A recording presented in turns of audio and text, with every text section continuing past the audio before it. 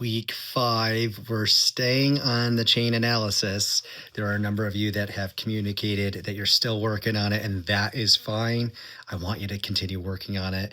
And the idea is that we memorize the steps where we're looking at, okay, what was my problem behavior? How did it happen? What were the different links, the different steps? I thought this person reacted with that. Looking at the vulnerability factors, I think that's a huge one for us to be thinking about. And so we're going to stay with it and we're going to flip it. Instead of doing it just for ourselves, I want us to think about the person that we had the conflict with. What is their chain analysis? What are the vulnerability factors that come into it for them? What might have been the thoughts going through their head? How may they have been interpreting the situation? As we're thinking about the vulnerability factors, though, for them, I want us to think about our relationship with them.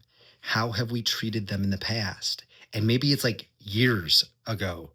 Maybe it could be something that they haven't forgiven us for or healed from, or we haven't repaired the relationship yet. And oftentimes it's easy for us to simply say, well, they should get over it by now. It's been 10 years. And it's like, guys, that's not up to us to say. It's not up to us to force somebody else to forgive or to heal. It's up to us to create the circumstances by which they can forgive and heal. And that's a tricky one because some of us really feel like we have an obligation to tell someone what they're to heal from. But ultimately, I believe it's our job to stay humble and let them know what healing could look like, what healthy interaction could look like. And that's where we have to have a balance between allowing them the time to grieve, heal, and forgive, but also, even as we're giving them that space, setting up some boundaries. So if this is a person having outbursts, letting them know, like, hey, I understand that I hurt you, and this is the reason why you're acting like this. But I am going to set a boundary for how I respond when that happens. And I would be very cautious to respond with anger or a lecture, but maybe, hey, I'm sorry again for what I did, but I'm going to step out of the room now, or I'm going to go home, or I'm going to end this call. Not because I'm angry at you. I actually understand your pain, but because I want to set a healthy path for this relationship. And mind you, that might be different than if they're venting to us, if there's an agreed upon conversation where it's like, hey, you know what, this might get a little loud. I'm going to really let things hang loose there for you to really hear the hurt inside of me. But ultimately, we've got to learn the balance of being humble and staying in a mindset where we're apologetic and allowing things just to continue to go awry. So we can set boundaries around that. But some considerations to look at are things like we've been talking about, is the person hungry, tired? Another one that I've been talking to people about is where are they at in their cycle? And this could be a woman or a man, where we have our highs and our lows, moments where we're giving a lot of energy and effort to something. And then when we're like, I'm tapped out.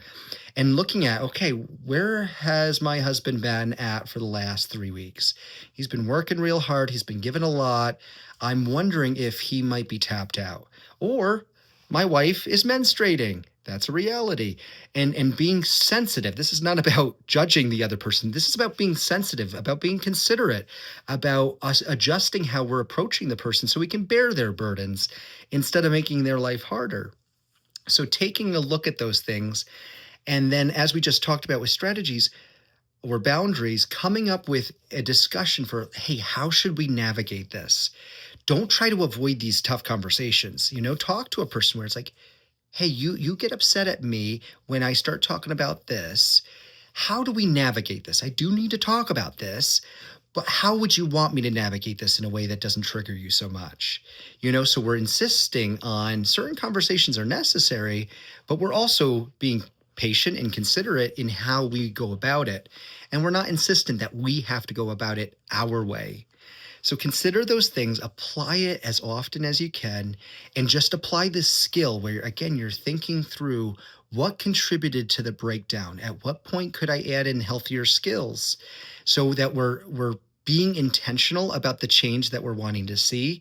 Because just learning this stuff doesn't change us. It's applying it and it's reanalyzing our situations.